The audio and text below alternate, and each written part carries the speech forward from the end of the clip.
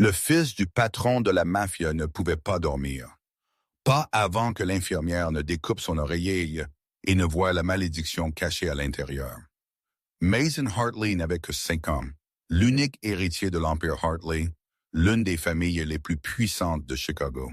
Cette famille contrôlait une grande partie de la pègre de la ville avec une fortune estimée à pas moins de 800 millions de dollars. Mason était le seul fils de Silas Hartley, l'homme que toute la pègre de Chicago craignait, l'homme qui pouvait faire disparaître n'importe qui d'un simple signe de tête. Mais depuis 6 mois, Silas Hartley était totalement impuissant, regardant son fils dépérir un peu plus chaque jour. Mason ne pouvait pas dormir plus de 2 heures d'affilée. Nuit après nuit, les cris terrifiés du garçon résonnaient à travers la demeure de 3000 mètres carrés sur la Gold Coast. Le hurlement déchirant d'un enfant de 5 ans réveillait tout le monde dans le domaine à 2 heures du matin, 3 heures du matin, 4 heures du matin. Et puis quand l'enfant s'effondrait enfin dans un sommeil épuisé, les cauchemars revenaient, plus cruels, plus féroces, le faisant se redresser avec les yeux grands ouverts et la peau trempée de sueur froide. Silas fit tout ce qu'il put. Il dépensa des millions de dollars pour embaucher les meilleurs experts du monde. Un neurologue de Johns Hopkins vint en avion, effectua une batterie de tests complexes, puis secoua la tête en signe de défaite. Un psychiatre pédiatrique de la Mayo Clinic passa 3 semaines à observer Mason, prescrivit des médicaments, ajusta les dosages et finit par admettre son échec. Un spécialiste du sommeil de Suisse arriva avec l'équipement le plus avancé, mesura les ondes cérébrales, analysa les cycles de sommeil et ne trouva toujours rien d'anormal. Un spécialiste d'Allemagne proposa la luminothérapie. Un spécialiste du Japon essaya l'acupuncture combinée à la méditation. 18 des plus grands experts mondiaux vinrent dans cette demeure. 18 esprits brillants en psychiatrie, pédiatrique et médecine du sommeil. Et tous les 18 partirent avec la même réponse. Ils ne savaient pas ce qui n'allait pas avec Mason. Médicalement, le garçon était complètement sain. Pas de tumeur, pas de lésion cérébrale, pas de troubles psychiatriques diagnosticables. Mais Mason ne pouvait toujours pas dormir. Il maigrissait de jour en jour, pâle comme du papier avec des yeux creusés et de lourdes ombres violacées en dessous. Et chaque nuit, il suppliait son père avec les mêmes mots. « Il y a quelque chose dans ma chambre, papa. Quelque chose me touche quand je dors. » Silas fit fouiller la chambre par ses hommes des douzaines de fois. Il remplaça chaque meuble. Il ordonna même de démolir un mur pour vérifier si quelque chose y avait été caché. Il n'y avait rien. Et pourtant Mason insistait qu'il y avait quelque chose dans sa chambre, quelque chose qui le blessait. Puis, quand toutes les options furent épuisées, quand Silas Hartley était proche du désespoir, une infirmière de 27 ans de l'hôpital public du comté de Cook fut convoquée. Son nom était Eliza Monroe. Elle fut recommandée par une vieille connaissance de la famille comme un dernier recours, une tentative désespérée quand il n'y avait plus rien à perdre. Elise n'avait pas de diplôme d'université célèbre. Elle n'avait pas d'équipement de pointe ni de traitement révolutionnaire. Elle était juste une infirmière ordinaire travaillant 14 heures par jour dans un hôpital public surchargé, gagnant en 1 mois ce que la famille H. Hartley dépensait en vain à un seul dîner. Mais Elise fit une chose à laquelle aucun de ces 18 experts coûteux n'avait jamais pensé. Elle écouta l'enfant. Elle s'assit au niveau des yeux de Mason, regarda droit dans les yeux effrayés du garçon et écouta vraiment ce qu'il disait. Quand Mason dit pour la 10e fois qu'il y avait quelque chose dans son oreiller, que l'oreiller lui murmurait chaque nuit, que quelque chose à l'intérieur le blessait, Élise ne l'écarta pas comme les autres l'avaient fait. Elle ne dit pas que c'était juste l'imagination d'un enfant. Elle ne prescrivit pas plus de sédatifs. Au lieu de cela, elle fit quelque chose de si simple que personne n'y avait pensé. Elle coupa l'oreiller, et ce qu'elle trouva à l'intérieur la fit se figer sur place. Ce n'était pas du coton. Ce n'était pas des plumes. Ce n'était pas le rembourrage habituel d'un oreiller coûteux. C'était quelque chose de sombre, soigneusement cousu, caché profondément sous la housse de soie. Quelque chose placé là exprès. Quelque chose portant une intention si vicieuse que ça retournait l'estomac. La découverte d'Elisa cette nuit-là n'expliquait pas seulement pourquoi Mason ne pouvait pas dormir. Elle allait exposer un complot familial terrifiant, un sombre secret enfoui pendant des années, et une vérité si douloureuse qu'elle pourrait détruire tout ce que Silas Hartley avait jamais cru. Parce que la personne derrière tout cela, celle qui voulait ruiner un enfant innocent de 5 ans, n'était pas un ennemi de l'extérieur. Cette personne vivait juste sous ce toit. C'est l'histoire d'une infirmière qui gagnait en un mois ce que cette famille dépensait en 20 et un seul dîner. Et comment elle est devenue la seule à se tenir entre un enfant innocent et une obscurité invoquée pour le détruire. Et comment le détail le plus simple, les mots d'un garçon de 5 ans que tous les experts coûteux ont ignoré, est devenu la clé qui a révélé toute la vérité. Si vous voulez savoir ce qu'Élise a trouvé à l'intérieur de cet oreiller, et qui dans la famille Hartley a commis cet acte cruel contre un enfant innocent, suivez-nous jusqu'à la toute fin de cette histoire. N'oubliez pas de liker et de partager cette vidéo avec les gens de votre vie qui aiment les histoires dramatiques. Et si vous ne vous êtes pas encore abonné à la chaîne, abonnez-vous maintenant pour ne pas manquer les prochaines histoires captivantes de notre part. La petite pochette en tissu noir reposait dans la main d'Élise, pas plus grande qu'un poing fermé d'enfant, et pourtant lourde, comme si elle contenait toute l'obscurité de l'enfer. La pièce sombra dans un silence si oppressant qu'il semblait difficile de respirer. Silas Hartley se tenait parfaitement immobile, des yeux gris comme de l'acier, fixés sur l'étrange objet dans la paume de l'infirmière. Il avait 36 ans, inhumain des épaules larges et une carrure puissante à la manière d'un homme habitué à détenir le pouvoir. Ses cheveux noirs étaient soigneusement peignés, son visage nettement dessiné avec une mâchoire dure, et son regard si froid qu'il pouvait geler quiconque qui laissait imprudent pour le rencontrer. C'était l'homme que Chicago craignait. C'était l'homme devant qui même les criminels les plus endurcis s'inclinaient quand ils entendaient son nom. C'était l'homme qui avait affronté la mort des dizaines de fois sans un tremblement. Mais maintenant, fixant cette minuscule pochette noire, ses mains tremblaient. Pour la première fois de sa vie, Silas Hartley ne savait pas quoi faire. Il avait géré des ennemis, des trahisons, les complots politiques les plus complexes de la pègre. Mais cela, cette chose à l'intérieur de l'oreiller de son fils, cette chose qui avait torturé son enfant de 5 ans pendant 6 mois d'affilée. Il ne savait pas ce que c'était. Il ne savait pas d'où ça venait. Et surtout, il ne savait pas qui l'avait mis là. Un sanglot brisa le silence. Mason se précipita vers Élise, de petits bras serrant sa taille, son visage pâle pressé contre le ventre d'une infirmière qu'il avait rencontrée moins d'un jour auparavant.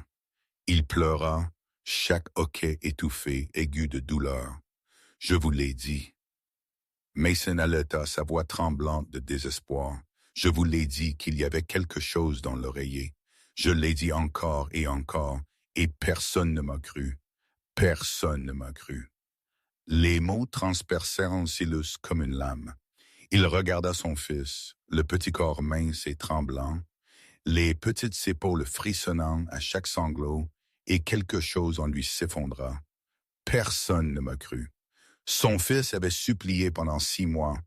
Son fils avait dit encore et encore qu'il y avait quelque chose dans la chambre, quelque chose qui le blessait. Et lui, le père du garçon, l'homme le plus puissant de Chicago, ne l'avait pas cru. Il avait engagé des experts. Il avait dépensé de l'argent.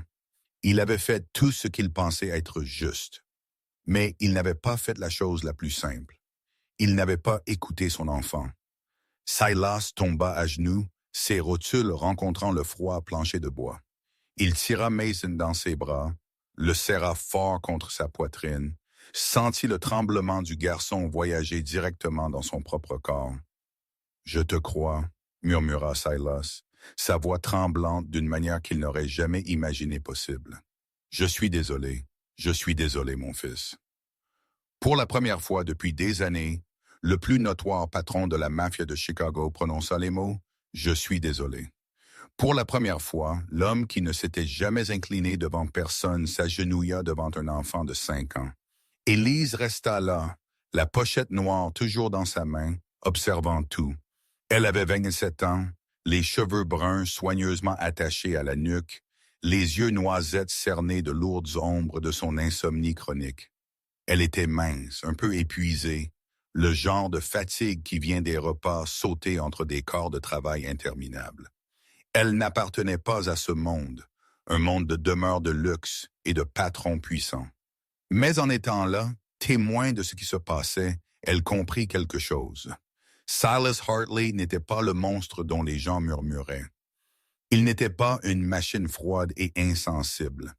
Il était un père désespéré, blessé et prêt à tout pour son fils. Le moment s'étira, sans fin, jusqu'à ce que Silas se lève lentement, et d'un coup la douceur s'évanouit.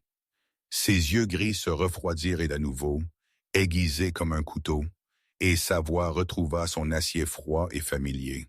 « Celui qui a fait ça, dit-il lentement, chaque mot tombant lourd comme une sentence de mort, payera. Monsieur Hartley. » Élise prit la parole, sa voix calme d'une manière presque surprenante.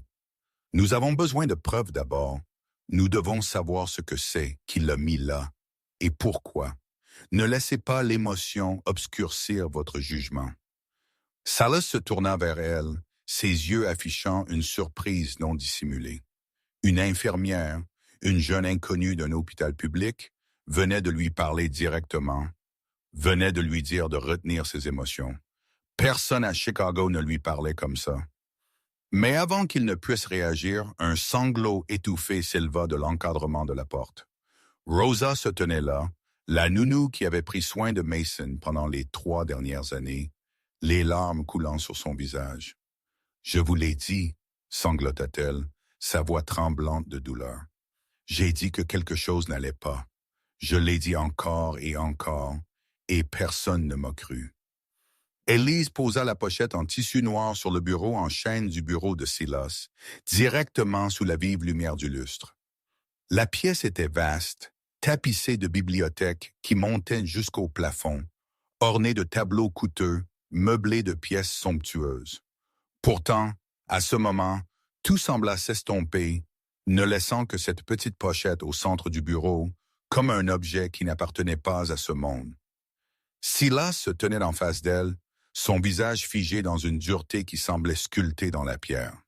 À ses côtés se tenait Vincent Crane, son bras droit le plus fidèle, un homme de 40 ans à la carrure épaisse et puissante, et aux yeux perçants de quelqu'un qui avait survécu à plus de combats à mort qu'il ne pouvait en compter. Rosa planait plus en arrière, les mains jointes, les larmes s'accrochant encore à ses joues.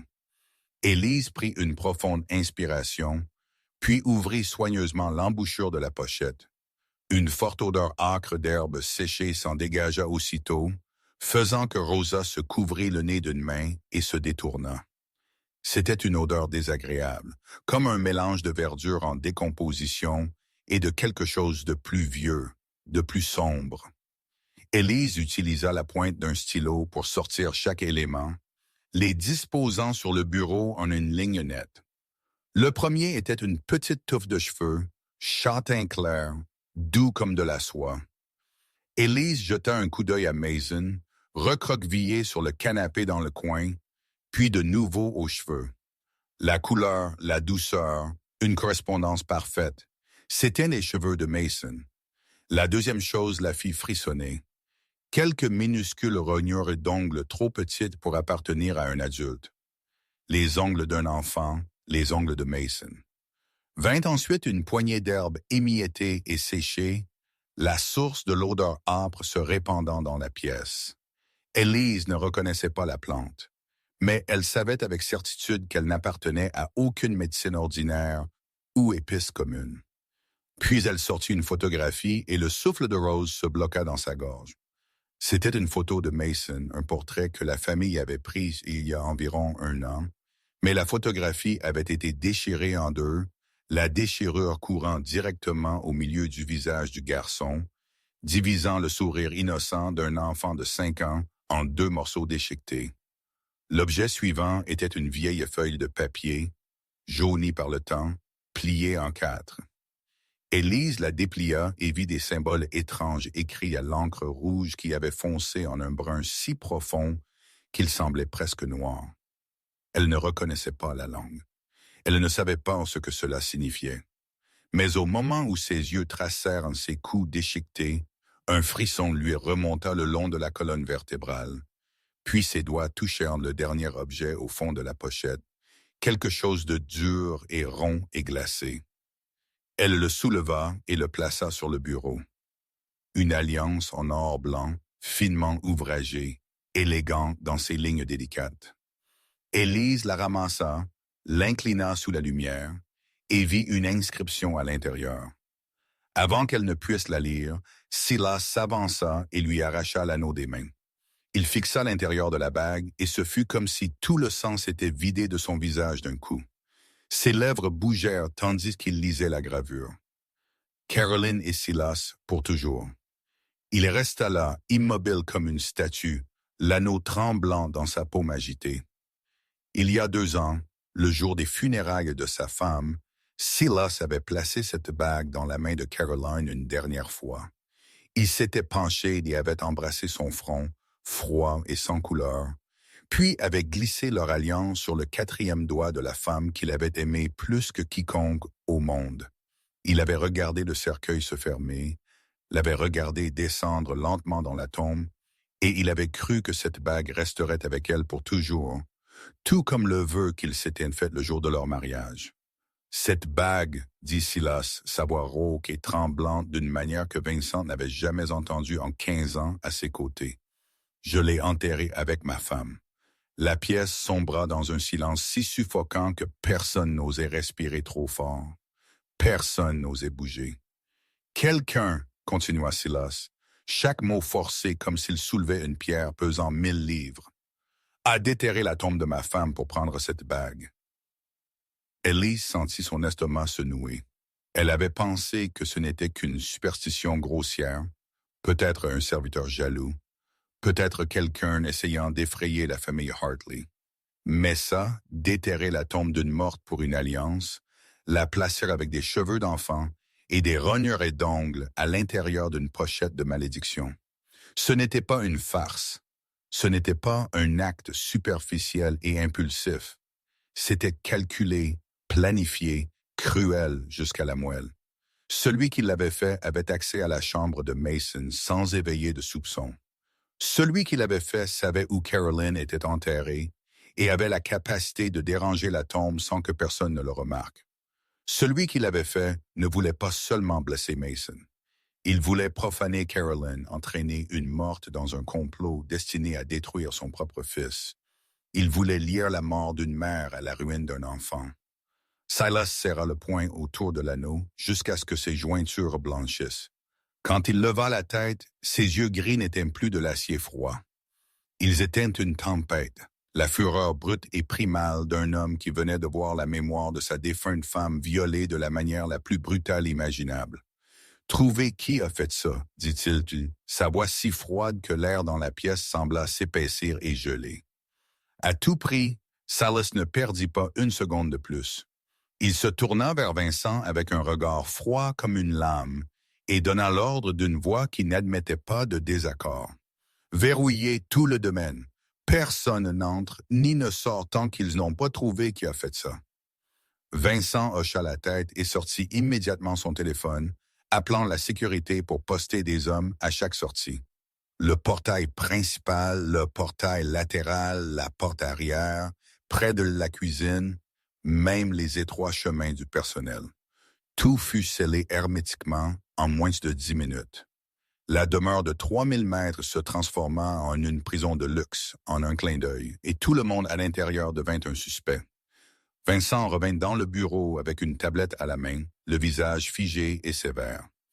Il dressa une liste des personnes qui avaient eu accès à la chambre de Mason au cours des 6 derniers mois. La première était Helena Hartley, la mère de Silas, 67 ans, vivant dans le manoir et ayant l'habitude d'aller souvent dans la chambre de son petit-fils. Le deuxième était Derek Hartley, le frère cadet de Silas, 32 ans, ne vivant pas dans le domaine, mais visitant fréquemment, toujours libre d'aller et venir sans préavis. La troisième était Rosa Mendez, la nounou, celle qui passait le plus de temps avec Mason, s'occupant de lui 12 heures par jour depuis 3 ans. Le quatrième était le Dr. Richard Weiss, le médecin de famille, qui avait examiné Mason à plusieurs reprises ces derniers mois alors que l'insomnie s'aggravait. Et enfin, 3 femmes de ménage qui tournaient en équipe.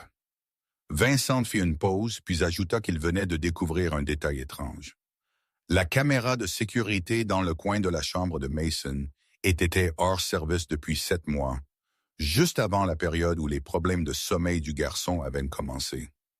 Le registre d'entretien indiquait que la caméra avait été éteinte sur demande, mais il ne précisait pas qui avait fait cette demande.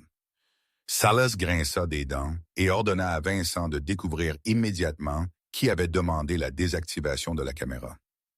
Élise resta silencieuse, observant, son esprit travaillant sans relâche. Elle réalisa que celui qui avait fait cela était extraordinairement prudent, méthodique. Il savait exactement où la caméra de la chambre de Mason était positionnée. Il savait comment la désactiver sans éveiller de soupçons. Il avait accès à la chambre du garçon d'une manière qui n'attirerait pas l'attention, et il planifiait cela depuis au moins 7 mois avant même que Mason ne commence à crier chaque nuit. Ce n'était pas l'acte impulsif de quelqu'un de dérangé. C'était un jeu à long terme, soigneusement préparé, mené par quelqu'un qui comprenait comment fonctionnait ce manoir, quelqu'un en qui les Hartley avaient une confiance si totale qu'ils n'avaient jamais pensé à les questionner. Silas examina la liste à Nucleus à nouveau, ses yeux gris s'arrêtant sur chaque nom. Sa mère, son frère, la nounou, le médecin, les femmes de ménage. L'un d'eux l'avait trahi de la manière la plus cruelle imaginable. L'un d'eux avait tenté de détruire son fils. Il leva la tête et dit d'une voix de glace qu'il commencerait par la personne qui avait eu le plus d'opportunités. Tous les regards dans la pièce se tournèrent vers Rosa, la nounou tremblante dans le coin, son visage pâle de peur. Vincent s'avança avec la tablette et commença à exposer les détails sur Rosa Mendez, 34 ans, mexicaine, la nounou de la famille Hartley depuis 3 ans. Elle avait plus accès à Mason que quiconque dans le manoir, s'occupant du garçon 12 heures par jour, du moment où il se réveillait jusqu'au moment où il s'endormait. Rosa était celle qui baignait Mason, le nourrissait, jouait avec lui, et surtout, c'était elle qui entrait le plus souvent dans sa chambre la nuit chaque fois que l'enfant pleurait ou criait. Vincent continua, son ton égal comme s'il lisait un acte d'accusation. Rosa venait du Mexique, un pays avec une longue tradition de curanderos, des guérisseurs populaires qui pratiquent des rituels spirituels et des charmes. Sa culture n'était pas étrangère à des choses comme le type de pochette de malédiction qu'il venait de trouver à l'intérieur de l'oreiller de Mason. Et le plus suspect de tout, ajouta Vincent, faisant glisser l'écran pour afficher un relevé bancaire. Rosa avait envoyé une grosse somme d'argent au Mexique 2 semaines plus tôt, 15 000 $. C'était un montant énorme comparé au salaire d'une nounou, et il n'y avait aucune explication enregistrée sur sa provenance. Silas écouta, son visage ne montrant rien du tout. Il dit seulement une phrase. « Emmenez-la à la salle d'interrogatoire. » 2 gardes du corps bougèrent aussitôt, chacun serrant un des bras de Rose. Le visage de la nounou devint blanc comme du papier, ses yeux grands ouverts de terreur. Elle commença à se débattre, sa bouche déversant des mots dans une précipitation frénétique, qu'elle n'avait rien fait de mal, qu'elle était innocente, mais les gardes n'hésitèrent pas, la traînant hors de la pièce comme une marionnette. « Attendez, Monsieur Hartley. » La voix d'Elisa coupa l'air, et tout le monde dans la pièce se tourna pour la regarder. La jeune infirmière se tenait là, le dos droit, son regard fixé sur Silas sans le moindre signe de peur. « Rosa est celle qui m'a appelé ici, » dit Élise, sa voix calme mais ferme. C'est la seule personne dans cette maison qui a réalisé que quelque chose n'était pas de normal avec Mason. C'est la seule qui a cru qu'il ne souffrait pas simplement d'un trouble du sommeil. Si c'est elle la responsable, pourquoi ferait-elle venir quelqu'un pour découvrir son propre crime? Pourquoi s'exposerait-elle? Sia se tourna vers Élise, ses yeux gris se rétrécissant. Peut-être que c'est exactement la performance, répondit-il. Froid comme du métal d'hiver. Une personne intelligente sait comment s'avancer et jouer le sauveur pour que personne ne la soupçonne. Elle vous appelle. Vous trouvez ce qu'il y a dans l'oreiller. Et maintenant, tout le monde pense qu'elle est la bonne. C'est la plus vieille tactique dans chaque complot, Mademoiselle Monroe. Élise voulut argumenter, mais les mots ne vinrent pas. La logique de Silas avait du sens. Cela avait un sens parfait, et elle n'avait aucune preuve de l'innocence de Rosa au-delà de son propre instinct. Rosa fut emmenée dans une petite pièce à l'étage inférieur, la porte verrouillée de l'extérieur, 2 gardes postés de chaque côté. À travers la porte close, Élise pouvait entendre les sanglots de la nounou et ses supplications désespérées. « Je n'ai pas fait de mal à Mason », cria Rosa entre des respirations brisées. « J'aime ce garçon comme s'il était le mien. Je m'occupe de lui depuis 3 ans. Je ne lui ferai jamais de mal. S'il vous plaît, croyez-moi. J'ai appelé l'infirmière Élise parce que je voulais le sauver, pas lui faire du mal. » Élise resta dehors, écoutant, et quelque chose en elle se tendit avec malaise. Elle avait travaillé dans le domaine de la santé pendant près de 6 ans, s'était occupée de centaines de patients, avait parlé avec d'innombrables personnes dans les moments les plus fragiles de leur vie. Elle avait appris à faire la différence entre la vérité et le mensonge, entre la douleur honnête et une performance construite pour tromper. Et son instinct, l'instinct affûté par des années d'expérience, lui disait que Rosa Mendes n'était pas la coupable. Ses pleurs étaient trop réels, sa panique trop sincère. Le regard dans ses yeux chaque fois qu'elle regardait Mason portait toujours une tendresse qui ne pouvait pas être feinte. Mais l'instinct n'était pas une preuve. Un sentiment ne pouvait pas être présenté devant un tribunal. Si Élise voulait sauver Rosa, elle devait trouver la vraie vérité. Elle devait trouver la personne réellement derrière tout cela. Elle retourna au bureau où Silas était assis derrière le bureau, ses yeux fixés sur l'alliance de Caroline. « Monsieur Hartley, » dit Élise, sa voix ferme mais insistante, « donnez-moi une chance de parler seul avec Rosa. Donnez-moi une chance de trouver la vérité avant que vous ne décidiez quoi que ce soit. » Silas étudia Élise pendant un long moment, ses yeux gris la pesant, la mesurant. Enfin, il hocha la tête, permettant à l'infirmière de voir Rosa, mais la prévenant qu'elle avait 30 minutes. Élise ne perdit pas un instant. Elle se rendit directement dans la pièce où Rosa était retenue. Quand la porte s'ouvrit, elle vit Rosa recroquevillée sur elle-même sur une chaise en bois dans le coin, les yeux gonflés et rouges d'avoir pleuré, le visage pâle et tiré. La nounou leva la tête au bruit, et quand elle vit Élise, quelque chose comme une mince et fragile espérance apparut dans son regard. Élise tira une chaise et s'assit en face de Rosa, assez près pour établir la confiance, assez loin pour ne pas l'encombrer. Elle parla aussi doucement qu'elle put, lui disant qu'elle voulait la croire. Elle le voulait vraiment. Mais Rosa devait lui dire la vérité, toute la vérité, sans rien cacher. Rosa regarda Élise et les larmes recommencèrent à couler. Elle prit une profonde inspiration tremblante et commença. « Les 15 000 $, dit Rosa, sa voix rauque d'avoir trop pleuré, étaient pour le traitement de ma mère. » La mère de Rosa était toujours au Mexique. Elle souffrait d'une maladie rénale depuis des années, et maintenant elle avait besoin de dialyse régulièrement si elle voulait rester en vie. Les coûts médicaux au Mexique n'étaient pas aussi élevés qu'aux États-Unis. Mais pour une famille pauvre comme celle de Rosa, c'était toujours un montant écrasant. Rosa avait économisé pendant 3 ans en travaillant pour les Hartley. Et avec le bonus que M. Silas lui avait donné à Noël dernier, elle avait finalement réuni assez pour envoyer chez sa mère. Ma mère est en train de mourir. Rosa sanglota. Elle est tout ce qu'il me reste dans ce monde. Élise écouta sans interrompre, laissant Rosa tout déverser. Et puis Rosa lui raconta quelque chose qu'elle n'avait jamais dit à personne en 3 ans de travail ici. Elle avait eu un petit garçon, un fils nommé Miguel, seulement 4 ans.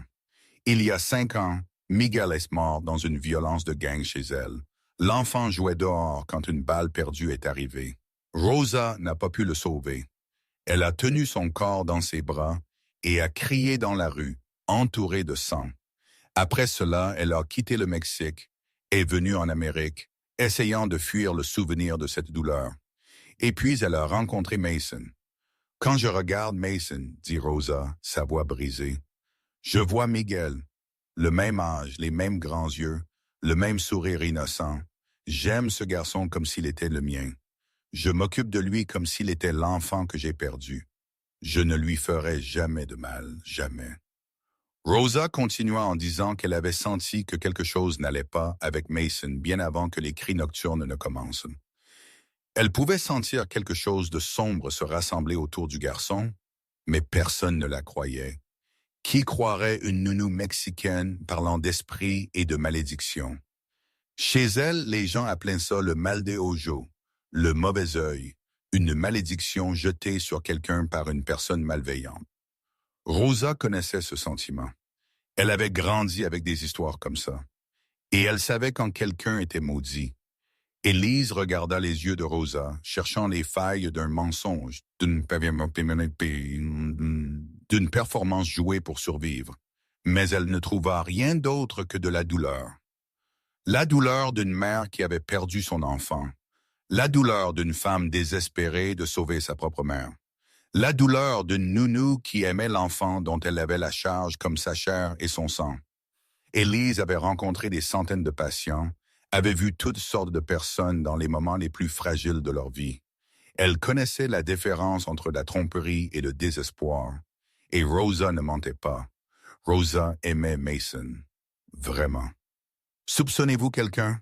Demanda doucement Élise. Rosa hésita, les yeux clignotant rapidement, comme si elle avait peur de quelque chose. Elle dit qu'elle n'osait pas parler, mais il y avait des choses qu'elle avait vues, des choses qui la mettaient mal à l'aise.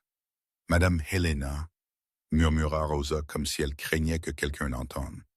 Elle va dans la chambre de Mason la nuit quand toute la maison dort. Et la façon dont elle regardait le garçon, continua Rosa, sa voix tremblante, ne ressemblait pas à l'amour d'une grand-mère. Il y avait quelque chose de froid dans ses yeux, quelque chose qui effrayait Rosa chaque fois qu'elle le voyait. Élise se leva, posa une main sur l'épaule de Rosa et la serra doucement. Elle dit à la nounou qu'elle parlerait à M. Hartley, que Rosa n'était pas coupable et qu'elle le prouverait. Élise retourna au bureau de Silas avec les informations qu'elle venait de recueillir. Il était toujours assis là, les yeux gris fixés sur l'alliance de Caroline, posée sur le bureau. Quand Élise entra, il leva la tête, attendant. Elle lui fit un récit concis de ce que Rosa lui avait dit, à propos des 15 000 $ envoyés au Mexique pour payer le traitement de sa mère, à propos du fils de 4 ans qui était mort dans une violence de gang 5 ans plus tôt, à propos de l'amour que Rosa portait à Mason, comme si le garçon était son propre enfant. Élise dit qu'elle croyait que Rosa était innocente, que la nounou n'avait aucune raison de faire du mal à Mason, que si quelque chose, elle aimait l'enfant plus qu'elle ne s'aimait elle-même. Silas écouta sans expression, mais à la fin il hocha la tête à contre-cœur. Il ordonna cependant que Rosa reste dans le domaine jusqu'à ce que tout soit clarifié. Non pas comme prisonnière, mais par précaution, Élise n'argua pas. Elle comprit que dans la situation actuelle, c'était le meilleur compromis qu'elle pouvait obtenir. Mais il y a autre chose, dit Élise, baissant la voix. Rosa a mentionné quelqu'un, Madame Helena, votre mère. Elle a dit, Helena va dans la chambre de Mason la nuit quand toute la maison dort. Et la façon dont elle le regarde, selon Rosa, ne ressemble pas à l'amour d'une grand-mère. Sius se tut, il ne le nia pas et il n'approuva pas. Il resta simplement assis là, les yeux fixés sur rien, comme s'il traitait quelque chose de trop lourd pour réagir immédiatement. Élise l'observa un instant, puis choisit de pousser la conversation plus loin. « Monsieur Hartley, dit-elle doucement mais fermement, cette bague, l'alliance dans la pochette de malédiction, j'ai besoin de comprendre plus sur votre femme. Comment est-elle morte? » Silas regarda Élise, et pendant une brève seconde, elle vit la douleur percer l'armure froide qu'il portait toujours. Il lui dit, sa voix basse et lente, que Caroline était morte dans un accident de voiture il y a 2 ans. Ce jour-là, elle conduisait Mason au parc comme elle le faisait souvent. Sur le chemin du retour, la voiture perdit le contrôle en descendant d'une côte, percuta le terre-plein central et roula dans le ravin. Caroline mourut sur le coup, mais Mason, 3 ans sur le siège arrière, survécut d'une manière qui semblait miraculeuse avec seulement quelques égratignures mineures. La police enquêta et conclut que les freins avaient lâché. Un accident tragique. Salas avait accepté cette conclusion. Il avait été dévasté, brisé, mais il n'en avait pas douté. Élise écouta, resta silencieuse un instant, puis posa la question qu'elle savait changerait tout. Est-ce que quelqu'un a enquêté sur la raison pour laquelle les freins ont lâché? Et qui avait accès à la voiture de Caroline avant l'accident? Silas se figea, ses yeux gris s'écarquillèrent, et Élise put voir les engrenages de son esprit tourner vite et fort. Il n'avait jamais pensé à cela. Pendant 2 ans, il avait vécu dans le chagrin et le remords de ne pas avoir été avec sa femme dans ses derniers instants. Mais il n'avait jamais remis en question la vraie cause de l'accident. Il se tourna vers Vincent et donna l'ordre d'une voix rauque et tendue. Vérifiez les registres d'entretien de Caroline. Chaque visite de service le mois précédant l'accident. Vincent hocha la tête et quitta la pièce. 10 minutes plus tard, il revint avec la tablette à la main et une attention sur son visage qui semblait presque anormale. Il rapporta que la voiture de Caroline avait été emmenée pour entretien 2 jours avant l'accident. Les registres montraient que le service avait été demandé par Elena Hartley au motif qu'elle voulait que la voiture soit vérifiée pour sa belle-fille avant un long voyage. La pièce tomba dans un silence de mort. Silas se leva d'un bond. La chaise derrière lui s'écrasa au sol avec un bruit sourd, mais il ne le remarqua même pas. Son visage était blanc comme du papier, ses mains serrées en poings tremblants. Il se tenait là, au milieu du somptueux bureau, comme un homme qui venait d'être frappé par la foudre. Sa mère, Elena Hartley, la femme qui l'avait mis au monde, l'avait élevé. La femme qui l'avait appelée mère pendant 36 ans. Cette femme avait demandé l'entretien de la voiture de Caroline seulement 2 jours avant que les freins ne lâchent mystérieusement et ne volent la vie de sa femme. Élise regarda Silas et comprit que son monde s'effondrait juste devant elle. Mais elle devait quand même dire ce qui devait être dit. « Monsieur Hartley, dit-elle, calme et sereine, ce n'est pas une preuve. Ce ne sont que des coïncidences suspectes. Nous avons besoin de plus d'informations, de plus de preuves avant de conclure quoi que ce soit. » Salas se tourna vers elle, et maintenant ses yeux gris contenaient quelque chose qu'Élise n'avait jamais vu en lui auparavant. La désorientation absolue d'un homme réalisant qu'il pourrait avoir vécu dans un mensonge pendant des années.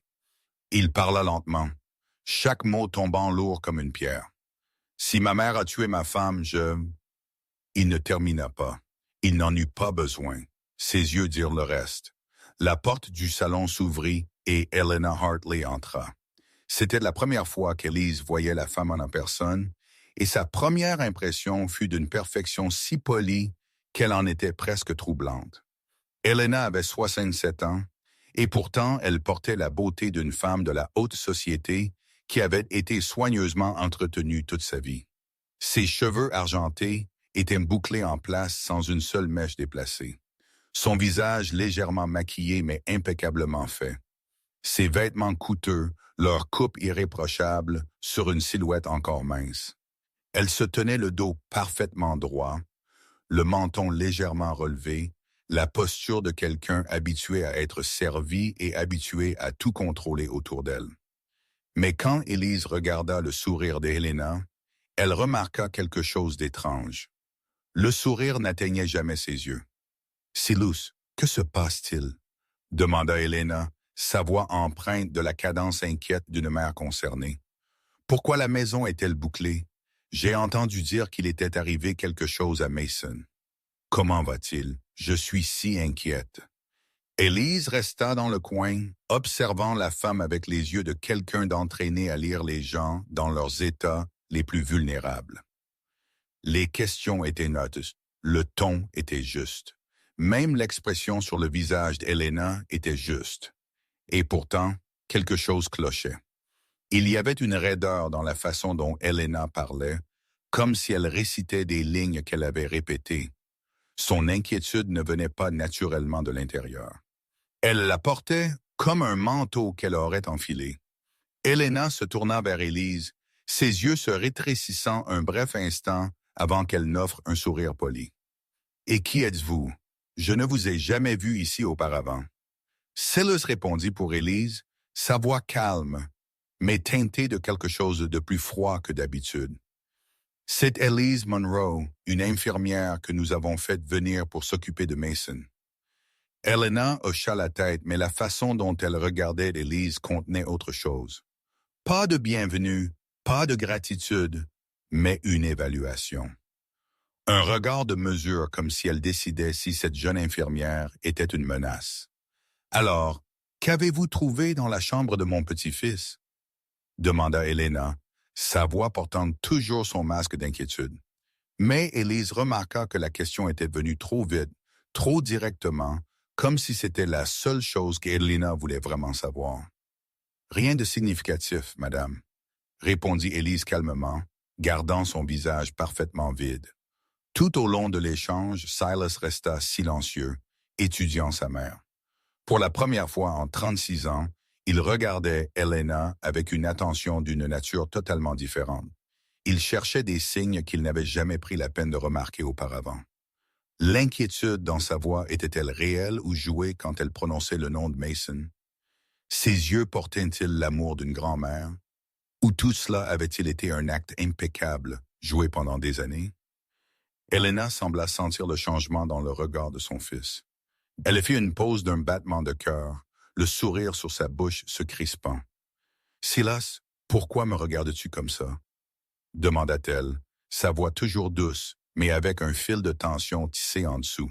« Ce n'est rien, mère, » répondit Silas, son visage retrouvant le masque familier d'indifférence. « Allez vous reposer. Quand il y aura des nouvelles, je vous le dirai. » Elena le regarda un instant, puis jeta un coup d'œil à Élise avant de hocher la tête et de quitter la pièce. Ses pas étaient toujours composés, son dos toujours droit, mais Élise aurait juré qu'elle avait vu les épaules d'Helena se crisper légèrement alors qu'elle franchissait l'embrasure de la porte. Après le départ d'Helena, Élise demanda à Silas la permission de voir Mason. Elle avait besoin d'entendre l'histoire du garçon lui-même, de la seule personne qui pourrait savoir qui était entré dans sa chambre la nuit. Silas hocha la tête et Élise se rendit dans la chambre où Mason était surveillé par Rosa. Elle s'accroupit au niveau des yeux de l'enfant, offrant un petit sourire doux pour établir la confiance. « Mason, » demanda-t-elle de la voix la plus douce qu'elle put. « Peux-tu me parler des gens qui viennent dans ta chambre, surtout la nuit quand tu te prépares à dormir? » Mason regarda Élise avec de grands yeux encore marqués par les nuits blanches et la peur. Il resta silencieux un instant, réfléchissant, puis il commença. « Grand-mère vient la nuit, » dit Mason d'une petite voix. « Elle dit qu'elle me surveille. Elle s'assoit sur mon lit longtemps. Elle touche mon oreiller et murmure quelque chose, mais je n'entends pas ce qu'elle dit. » Élise sentit son cœur battre plus vite, mais elle garda son expression calme pour ne pas l'effrayer. « Grand-mère te dit-elle quelque chose? » demanda-t-elle doucement. Mason hocha la tête, une lueur de tristesse traversant ses yeux. « Elle dit que je ressemble trop à maman. Elle dit, chaque fois qu'elle me regarde, elle se souvient de maman. » Et puis elle dit, le garçon s'arrêta comme s'il essayait de se souvenir des mots exacts. Elle dit qu'elle souhaiterait que je puisse être avec maman au ciel. Elle dit que l'oncle Derek le mérite plus que papa. Elle dit que si je n'étais pas là, l'oncle Derek aurait tout. Une vague de froid remonta la colonne vertébrale d'Alyssa. Elle dut utiliser chaque once de maîtrise de soi pour ne pas laisser le choc transparaître sur son visage. Un enfant de 5 ans venait, sans le vouloir, de révéler le motif derrière tout ce qui se passait. Elena voulait que Mason soit éliminé pour que Derek, son fils cadet, devienne l'unique héritier de l'Empire Hartley. Elle voulait la mort de son propre petit-fils pour que son fils puisse tout hériter. Et maintenant, Elise comprit pourquoi l'alliance de Caroline s'était retrouvée à l'intérieur de la pochette de malédiction. Elena ne voulait pas seulement la mort de Mason. Elle voulait le lier à sa mère morte. Elle voulait que l'enfant la suive dans la tombe. Elise rapporta à Silas ce que Mason lui avait dit, qu'Helena venait dans la chambre du garçon la nuit, qu'elle murmurait au-dessus de l'oreiller, qu'elle disait qu'elle souhaitait qu'il puisse être avec sa mère au ciel, et surtout qu'elle disait que Derek le méritait plus, que si Mason n'était pas là, Derek obtiendrait tout. Silas écouta en silence, son visage ne trahissant rien, mais ses mains serrées si fort que ses jointures devinrent blanches. Quand Élise eut fini, il ne dit pas un mot. Il ordonna seulement à Vincent d'amener Derek au domaine immédiatement. 30 minutes plus tard, Derek Hartley fut escorté dans le salon par 2 gardes. C'était la première fois qu'Élise voyait le jeune frère de Silas, et elle reconnut immédiatement la différence entre eux. Derek avait 32 ans, et d'une manière conventionnelle, il était plus beau que Silas, avec des traits plus doux, des lignes plus fines, et des yeux bleus hérités de leur mère au lieu des yeux gris froids de son frère. Mais là où Silas irradiait le pouvoir et le contrôle à chaque pas, à chaque mouvement, Derek semblait n'en avoir aucun. Il entra, le regard fuyant, incapable de regarder qui que ce soit dans les yeux, s'agitant comme un enfant appelé au bureau du directeur. Ses doigts ne cessaient de triturer l'ourlet de sa chemise, une habitude inconsciente de quelqu'un qui vacillait au bord de la panique. Ses vêtements étaient clairement chers mais froissés, comme s'il les avait portés pendant des jours. La marque d'un homme qui ne se souciait plus de prendre soin de lui-même. « Savez-vous ce qui arrive à Mason? » demanda Silas sans détour, sa voix glaciale. Derek tressaillit, clignant rapidement des yeux. « Quoi, Mason? Qu'est-ce qui ne va pas? Est-il blessé? Il lui arrive quelque chose? » demanda-t-il à la hâte. Mais Élise remarqua que sa voix manquait de véritable surprise, comme s'il essayait de paraître ignorant tout en sachant déjà quelque chose. « Ne faites pas semblant, » coupa Silas, sa voix tranchante comme une lame. « Vous savez quelque chose, parlez. » Derek se tut, ses yeux baissés vers le sol, sa bouche serrée comme s'il retenait des mots avec ses dents. Il ne répondit pas, et ce silence était plus suspect que n'importe quelle défense n'aurait pu l'être. Vincent s'avança avec un dossier épais entre les mains. Il rapporta à Silas d'un ton égal que Derek devait actuellement 2 millions de dollars en dette de jeu.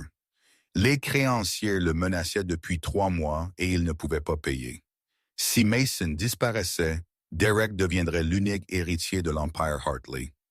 800 millions de dollars, assez pour effacer la dette et vivre confortablement le reste de sa vie.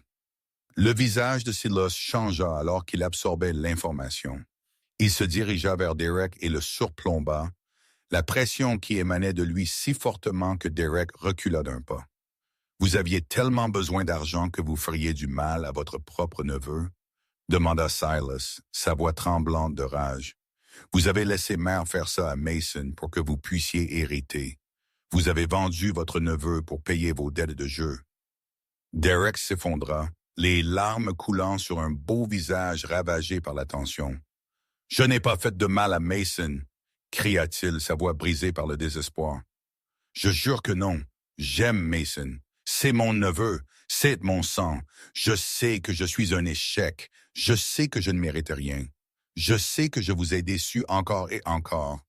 Mais je ne ferai jamais de mal à Mason. Jamais. » Élise se tenait dans le coin, observant Derek attentivement. Elle avait vu toutes sortes de personnes à l'hôpital. Des gens qui mentaient pour cacher une maladie, des gens qui simulaient la douleur pour obtenir des ordonnances, des gens qui jouaient la comédie pour tromper les assurances. Elle connaissait la différence entre la vraie peur et la peur fabriquée. Et Derek était vraiment effrayé. Il n'y avait pas à le nier. Mais il n'avait pas peur d'être arrêté. Il avait peur de quelque chose d'autre, de quelqu'un d'autre. Les yeux de Derek ne cessaient de se tourner vers la porte, comme s'il craignait que quelqu'un dehors n'écoute. Chaque fois que Silas mentionnait leur mère, Derek semblait rapetisser, non pas de culpabilité, mais de terreur. Il avait peur d'Elena. Il savait ce qu'elle avait fait, ou du moins il le soupçonnait, mais il était trop terrifié pour le dire à voix haute. Élise s'approcha de Silas et parla à voix basse, juste pour eux deux. « Ce n'est pas lui, » dit-elle avec une certitude tranquille, « mais il cache quelque chose. Il en sait plus qu'il ne le dit. Laissez-moi lui parler seul. » Silas regarda Élise, puis Derek, tremblant et en larmes. Enfin, il hocha la tête et sortit, emmenant Vincent avec lui, laissant Élise seule avec le jeune frère du chef de la mafia alors qu'il s'effondrait. Eli laissa Derek seul pendant 15 minutes avant de revenir. Elle le trouva dans le petit salon près de l'escalier, recroquevillé sur lui-même dans un vieux fauteuil, une bouteille de whisky à plus de la moitié vide sur la table. Son visage était rougi par l'alcool, ses yeux ternes alors qu'il fixait le vide. Élise ne parla pas. Elle s'assit simplement sur la chaise en face de lui et attendit. Elle avait appris que parfois le silence était l'outil le plus puissant pour faire parler quelqu'un. Les gens craignaient le silence. Ils ressentaient le besoin de le combler de mots. Et quand ils étaient ivres, quand les murs de défense s'étaient déjà effondrés, ils disaient des choses qu'ils n'admettraient jamais à June. Derek se versa un autre verre, l'avala d'un seul coup, puis commença à parler, ses mots déjà légèrement pâteux. « Savez-vous ce que c'est de vivre dans l'ombre de quelqu'un toute votre vie? » demanda-t-il sans regarder Élise. Silas était toujours parfait, intelligent, fort, froid, décisif. Père l'aimait, l'admirait, plaçait toutes les attentes sur ses épaules. Silas était l'héritier choisi depuis qu'il était enfant, celui qui reprendrait l'Empire Hartley, la fierté de mon père. Derek laissa échapper un rire amer et versa un autre verre. Et moi, j'étais de l'échec. Le fils que père ne prenait même pas la peine de regarder. Je n'étais pas aussi intelligent que Silas, pas aussi fort que Silas, pas aussi froid que Silas. J'étais juste une faible ombre de mon frère, toujours derrière lui, toujours comparé, toujours en deçà. Mon père ne prenait même pas la peine de me gronder quand je faisais des bêtises parce qu'il ne se souciait pas assez de me gronder. Il fit une pause, ses yeux rougis. Que ce soit à cause du whisky ou des larmes retenues, Élise ne pouvait pas le dire. Seule mère, continua Derek, sa voix s'adoucissant. Mère était la seule à dire que j'avais de l'importance. Elle disait que Silas était froid, qu'il n'avait pas de sentiments, que tout ce qui l'intéressait était le travail et le pouvoir.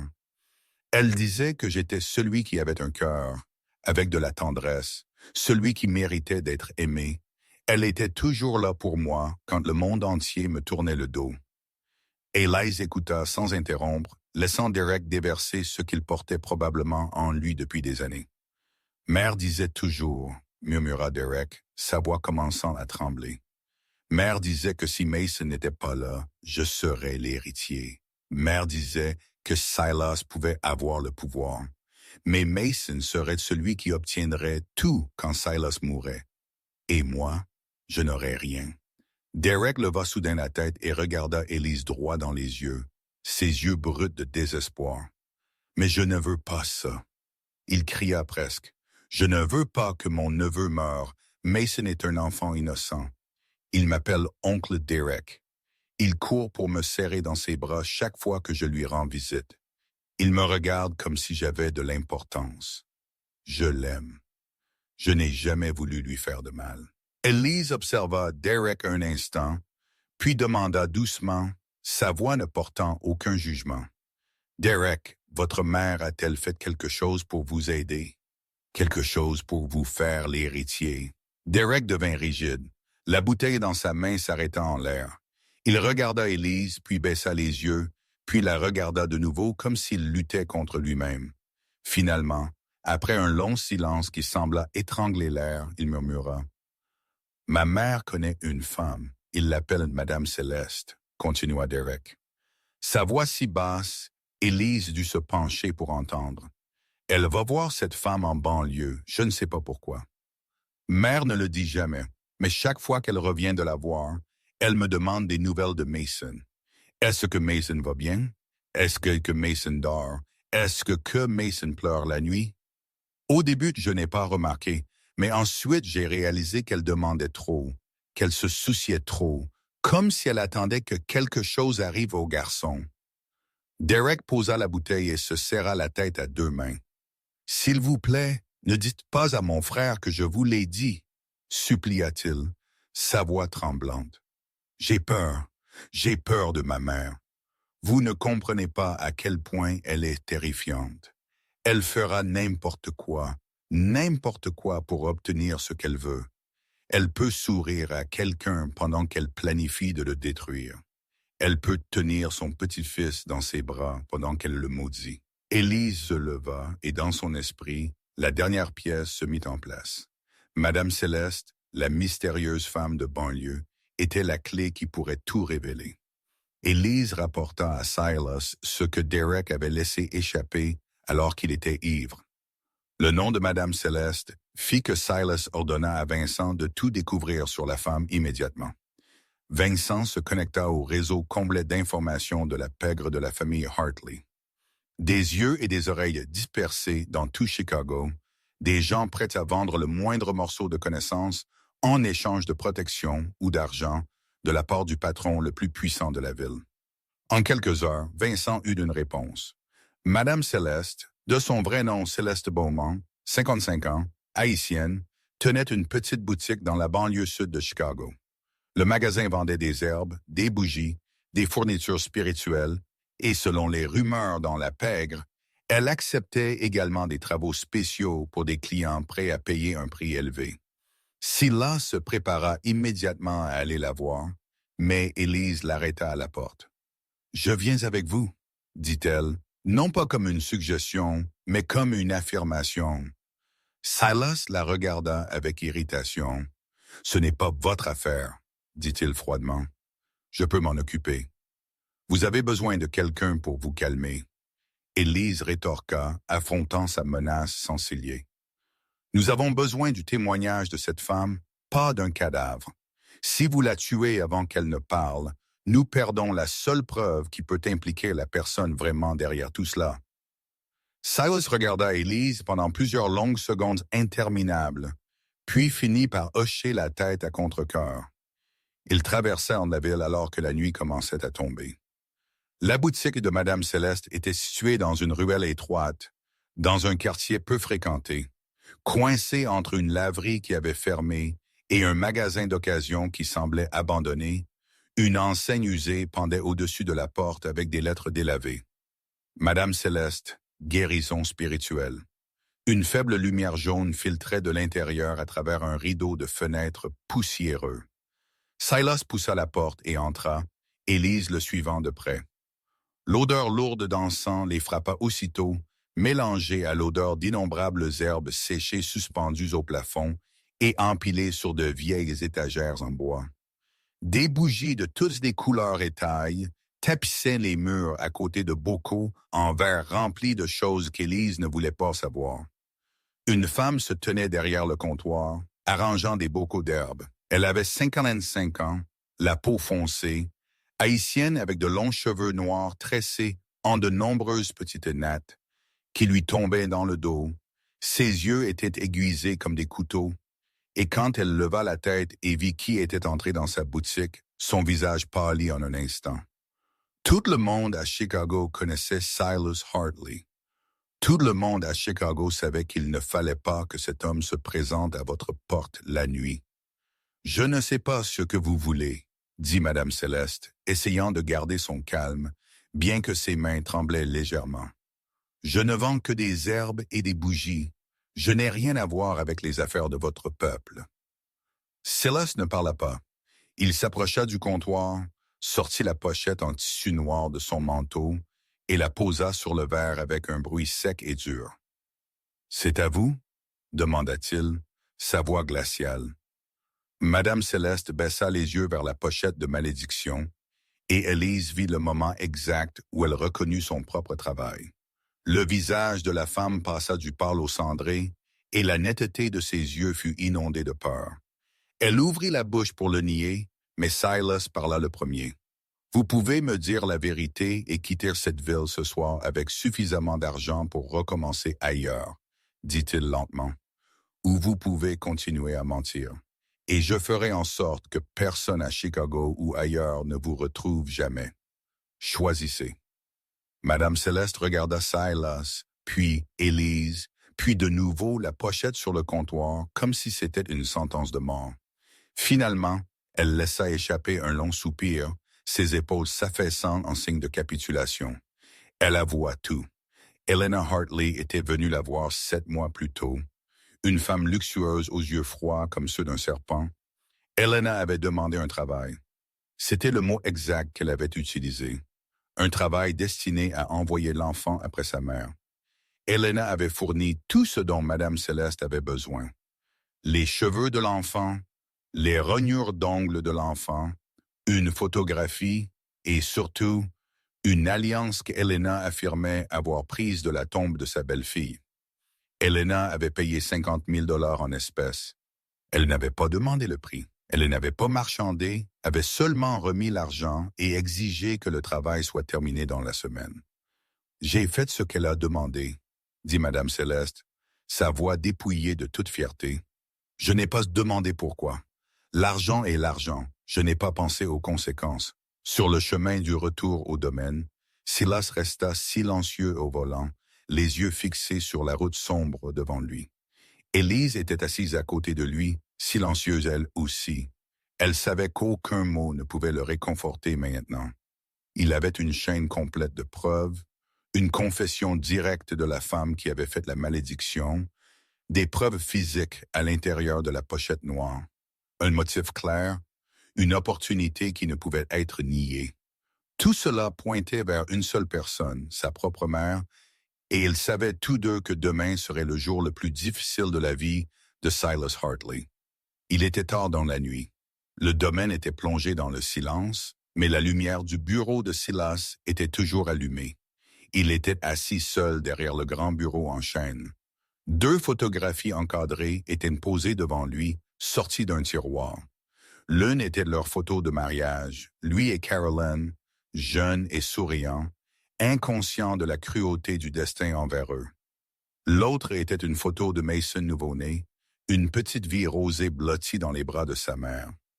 À côté du cadre se trouvait un verre de whisky rempli à ras-bord, intact. Silas ne voulait pas être ivre. Il voulait avoir l'esprit clair pour ce qui allait arriver demain. Un léger coup frappa, le faisant lever la tête. Élise se tenait dans l'embrasure de la porte, l'inquiétude sur le visage. Elle ne parla pas. Elle entra simplement et s'assit sur la chaise en face de Silas, comme si elle comprenait que parfois une présence silencieuse signifiait plus que 1000 mots. « Demain, je pourrais perdre ma mère », dit Silas après un long silence, sa voix basse et fatiguée. Puis un rire amer s'échappa de lui. « Non, pas ça. J'ai perdu ma mère au moment où elle a décidé de tuer ma femme, la femme que j'ai appelée mère pendant 36 ans. Je ne sais même plus qui elle est. » Élise n'offrit pas de réconfort vide. Elle savait qu'aucun mot ne pouvait apaiser ce genre de douleur. Au lieu de cela, elle tendit la main et prit la main de Silas là où elle reposait sur le bureau. Il la regarda, et pour la première fois depuis qu'ils s'étaient rencontrés, Élise ne vit ni froideur ni pouvoir dans ses yeux gris. Elle ne vit que l'épuisement et la douleur d'un homme qui portait trop. De petites pas résonnèrent dans le couloir. Mason se tenait dans l'embrasure de la porte, serrant un vieil ours en peluche contre sa poitrine, les yeux encore lourds de sommeil. « Je ne peux pas dormir », murmura le garçon. « Maman me manque. » Silas ouvrit les bras et Mason courut vers lui, grimpant sur ses genoux, pressant son visage contre la poitrine de son père. Silas serra son fils et lui murmura à l'oreille « Je te protégerai pour toujours. » Élise observa le père et le fils se tenir dans les bras l'un de l'autre sous la douce lumière jaune, et elle sut que quoi qu'il arrive demain, elle serait là. Le lendemain matin, Silas convoqua Helena dans son bureau. Il avait tout préparé la veille au soir, disposant chaque preuve sur le bureau comme un acte d'accusation silencieux. La pochette de malédiction gisait au centre. À côté se trouvait l'alliance de Caroline, les registres d'entretien de la voiture et un épais paquet contenant les messages que Vincent avait extraits du téléphone d'Helena. Vincent se tenait à la porte, le visage impassible, et Élise resta dans le coin, essayant de se fondre dans les ombres pour pouvoir observer le déroulement de tout. La porte s'ouvrit et Helena Hartley entra avec une assurance qui n'avait pas faibli du tout. Elle était toujours vêtue de vêtements coûteux, ses cheveux argentés toujours parfaitement coiffés, son menton toujours relevé comme si elle entrait dans un déjeuner mondain plutôt que dans un interrogatoire. « Silas, pourquoi m'avez-vous appelé ici? » demanda Helena, son ton empreint de la légère irritation de quelqu'un qu'on dérange. « Je suis très occupé. » Mais ensuite ses yeux balayèrent les objets sur le bureau et Élise vit le moment où elle comprit. Le pas d'Helena vacilla un instant, une seule seconde avant qu'elle ne se reprenne, et continue d'avancer comme si rien ne s'était passé. Mais cette seule seconde fut suffisante. Silas l'avait vue. Élise l'avait vue. Silas ne perdit pas de temps. Il poussa la pochette de malédiction vers Helena, sa voix dure comme l'acier. « Expliquez. » Helena baissa les yeux vers le tissu noir, son visage aussi vide qu'une statue. « Qu'est-ce que c'est? Je ne comprends pas de quoi vous parlez. »« Oh, ne faites pas semblant, » dit Silas. Et maintenant, il y avait un tremblement dans sa voix où la colère était retenue avec force. Ceci a été trouvé à l'intérieur de l'oreiller de Mason. Il contenait ses cheveux, ses rognures d'ongles, sa photo déchirée en deux, et l'alliance que j'ai enterrée avec ma femme. Helena leva la tête et regarda son fils droit dans les yeux avec une fureur si parfaitement jouée qu'elle aurait pu tromper n'importe qui ne sachant pas mieux. « Vous m'accusez? » claqua-t-elle. « Votre propre mère? La femme qui vous a mis au monde? Qui vous a élevé? J'aime Mason. Je ne ferai jamais de mal à mon petit-fils. » Silas sortit la page avec la déclaration de Madame Céleste. « Elle dit que vous êtes venu la voir il y a 7 mois et avez demandé un travail destiné à envoyer l'enfant après sa mère. Vous lui avez donné les cheveux de Mason, les ongles de Mason, et l'anneau que vous avez dit avoir pris de la tombe de votre belle-fille. Vous avez payé 50 000 $ en espèces. » Helena ne s'y a pas. Cette femme ment. Elle riposta immédiatement. Elle veut votre argent. Elle dira tout ce que vous voulez entendre si vous la menacez ou la payez. Silas produisit un autre dossier. La caméra de la chambre de Mason a été désactivée il y a 7 mois à votre demande. Les registres d'entretien de Caroline montrent que c'est vous qui avez demandé à faire vérifier sa voiture 2 jours avant que les freins ne lâchent et que ma femme ne meure. Et ceci, dit-il, jetant le dernier paquet sur le bureau. Est votre échange de messages avec Madame Céleste sur 7 mois, y compris vous demandant pourquoi le travail ne faisait pas effet et lui disant de le rendre plus fort? Le visage d'Helena commença à changer. Ses mains tremblèrent légèrement, mais elle essaya toujours de se ressaisir, essaya toujours de se tenir droite, le menton levé. Elle ouvrit la bouche pour parler, pour nier à nouveau, mais il n'y avait plus de mots qui pouvaient tenir. La preuve était trop grande, trop claire, trop impossible à échapper. Et puis quelque chose qu'Élise n'attendait pas arriva. Helena rit, un rire froid, terrifiant, qui résonna dans la pièce comme de la glace qui se fissure. « Vous voulez la vérité? » dit Helena, et maintenant sa voix avait perdu sa grâce polie et était devenue tranchante et venimeuse. « Très bien, je vais vous donner la vérité. » Elle s'approcha de Silas, ses yeux brillants d'une lumière sauvage qu'Élise n'avait jamais vue chez personne auparavant. « C'est tout pour la famille. Derek est celui qui mérite d'hériter de cet empire, pas vous. Vous avez toujours été froid, sans sentiment. Tout ce qui vous intéresse, c'est le travail et le pouvoir. Vous êtes exactement comme votre père, une machine sans cœur.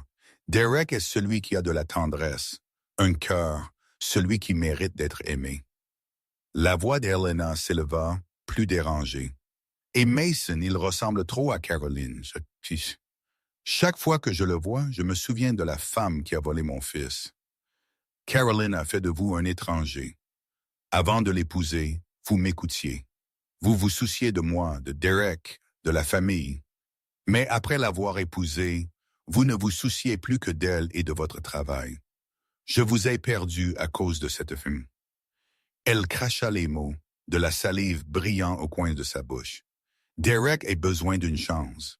Derek a besoin d'être l'héritier. Sans Mason, Derek aura tout.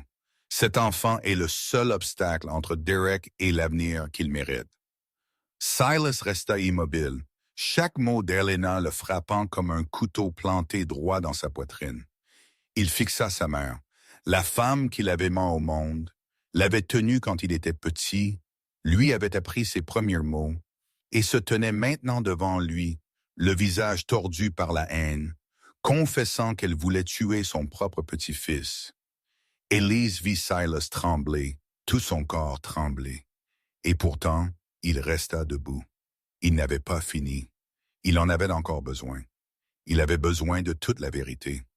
Aussi brutale soit-elle, Silas prit une profonde inspiration, forçant son corps à se stabiliser, forçant le tremblement à lui obéir. Il savait qu'il ne pouvait pas s'arrêter là. Il y avait une autre vérité qu'il devait entendre, même si cette vérité le détruirait jusqu'à l'os. « Et Caroline ?»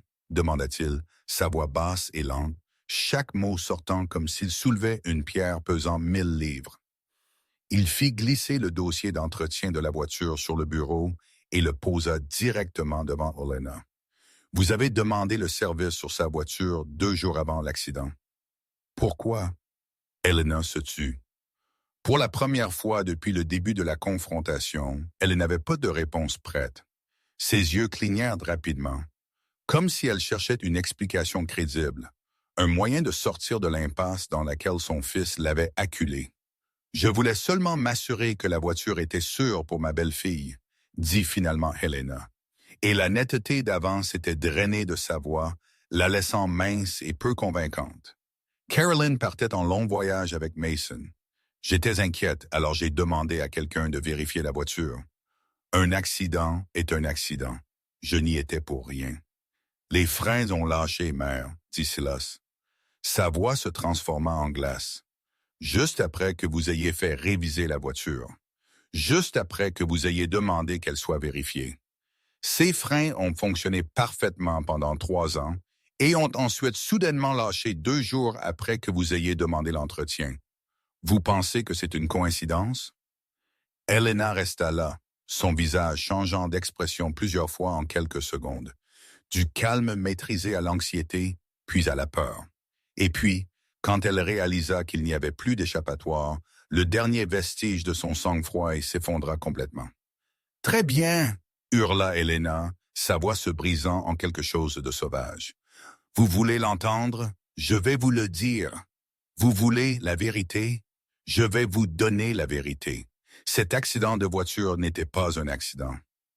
J'ai payé quelqu'un pour saboter les freins. Je voulais que Caroline disparaisse. » La pièce tomba dans un silence de mort. Élise sentit le sang dans ses veines se glacer. Vincent se tenait près de la porte, et même son visage habituellement impassible vacilla de choc. Et Silas, il resta figé comme une statue, comme si la confession de sa mère lui avait arraché l'âme de son corps. « Mais le garçon, » continua Helena, sa voix montant plus haut, plus dérangée. Le garçon était censé mourir avec sa mère. J'avais tout planifié. Les freins lâcheraient en descendant. La voiture irait droit dans le ravin et ils mourraient tous les deux. Mais le garçon a survécu. Il a survécu. Et je ne comprends toujours pas pourquoi. J'ai vérifié. Je me suis assuré. Et il a quand même vécu avec seulement quelques égratignures. Helena continua à parler. Et maintenant sa voix portait le ton de quelqu'un qui avait enfin abandonné tout dernier déguisement. 2 ans plus tôt, elle avait planifié la mort de Caroline. Le but était de supprimer l'influence que sa belle-fille avait sur Silas, La femme qui avait transformé son fils en un étranger, la femme qui l'avait arraché des mains de sa mère, et Mason, le petit-fils portant le sang de Carol Linton, l'enfant qui grandirait pour hériter à la place de Derek. Elle voulait qu'ils disparaissent tous les deux dans un accident de voiture parfait. Mais le destin n'avait pas suivi les calculs d'Helena. Caroline mourut. Mais Mason survécut d'une manière qui semblait miraculeuse. L'enfant de 3 ans sur le siège arrière vécut tandis que sa mère mourut à l'impact. Helena attendit, espérant que Mason mourrait de blessures internes ou du choc qui suivit. Mais le garçon vécut. Il grandit. Il resta l'obstacle entre Derek et l'avenir qu'Helena voulait pour son fils cadet. Quand la manière ordinaire échoua, j'ai dû trouver une autre manière, dit Helena. Et maintenant sa voix était calme d'une manière bien plus effrayante, comme si elle discutait du temps au lieu d'un complot pour tuer son propre petit-fils. J'ai entendu parler de Madame Céleste par quelqu'un que je connaissais. Je suis allé la voir et lui ai dit ce que je voulais. Elle a dit qu'elle avait besoin d'un objet de la morte qui était lié à la cible pour que le travail soit le plus fort. J'ai payé quelqu'un pour déterrer la tombe de Caroline et prendre l'alliance de sa main. J'ai fourni les cheveux de Mason. J'ai fourni ses ongles. J'ai payé et j'ai attendu. Helena regarda Silas droit dans les yeux et il n'y avait pas une trace de regret dans les siens. J'ai tout fait pour Derek, pour l'avenir de Derek. Il mérite d'hériter de cet empire, pas vous, et certainement pas l'enfant de la femme qui a ruiné ma famille. Silas resta là, incapable de parler. Il sentit comme si le sol sous lui s'était effondré, comme si tout le monde qu'il avait jamais connu se brisait en 1 million de morceaux. Sa mère avait tué sa femme. Elle avait essayé de tuer son fils une fois par un accident de voiture, et quand cela avait échoué, elle avait essayé de tuer son fils une 2e fois par une malédiction. Tout ce qu'il avait cru sur la famille, sur le sang, sur l'amour d'une mère, était un mensonge. Caroline n'était pas morte dans un accident. Elle avait été assassinée par sa propre belle-mère, la même femme qui lui avait souri tous les jours en planifiant sa mort. Vous ne comprenez pas.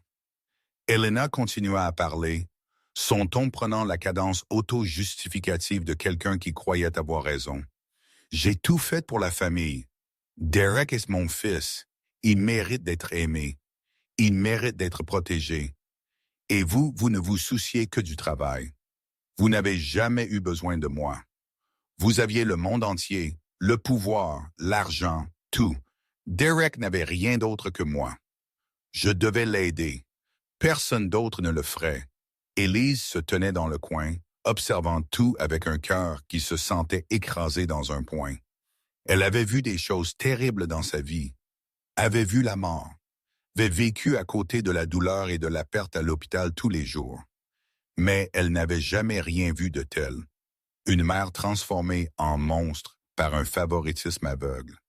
Un fils perdant tout en une matinée, perdant sa femme une 2e fois en apprenant la vérité de sa mort, perdant sa mère en réalisant qu'elle était la meurtrière. Et Élise comprit que parfois l'ennemi le plus dangereux n'était pas à l'extérieur. Pas des rivaux de la pègre, pas des ennemis attendant dans l'obscurité. L'ennemi le plus dangereux était à l'intérieur de votre propre maison, assis à votre table tous les jours, souriant et parlant d'amour tout en tenant un couteau derrière son dos. Silas parla enfin, sa voix glaciale, dépouillée de tout sentiment. Vous avez tué ma femme. Vous avez essayé de tuer mon fils 2 fois. Il regarda Helena droit dans les yeux. Et dans ce regard, il n'y avait plus l'amour d'un fils pour sa mère, seulement de la distance et un froid éloignement. Vous n'êtes plus ma mère. Silas resta là, fixant la femme qui l'avait mis au monde, qui l'avait élevée, et qui se tenait maintenant devant lui, le visage tordu par la haine après avoir admis qu'elle avait tué sa femme et tenté de tuer son fils. Il était Silas Hartley, le patron de la mafia le plus puissant de Chicago. L'homme qui pouvait faire disparaître n'importe qui sans laisser de traces. Il aurait pu faire tuer sa mère tout de suite, ici même, avec rien de plus qu'un signe de tête à Vincent. Personne n'aurait osé demander. Personne n'aurait osé poser de questions. Personne n'aurait osé contester sa décision. Dans son monde, le sang pour le sang était la règle. Mais Silas ne le fit pas. Au lieu de cela, il sortit son téléphone de sa poche, composa le 911 et le porta à son oreille. Helena vit ce qu'il faisait, et son expression passa de l'arrogance au choc. « Qu'est-ce que vous faites ?» demanda-t-elle, sa voix tremblante. « Vous appelez la police. Vous allez livrer votre mère à la police. Votre propre mère ?» Silas ne la regarda pas. Il donna seulement l'adresse du domaine à la répartitrice et dit qu'il devait venir immédiatement, car il y avait un homicide à traiter. Quand il eut raccroché, il se retourna vers Helena, ses yeux froids comme la glace. « Je ne livre pas ma mère à la police, » dit-il lentement. « Je livre une meurtrière à la justice. » Helena explosa. Elle se jeta sur Silas, mais Vincent bougea plus vite, la bloquant et lui immobilisant les bras.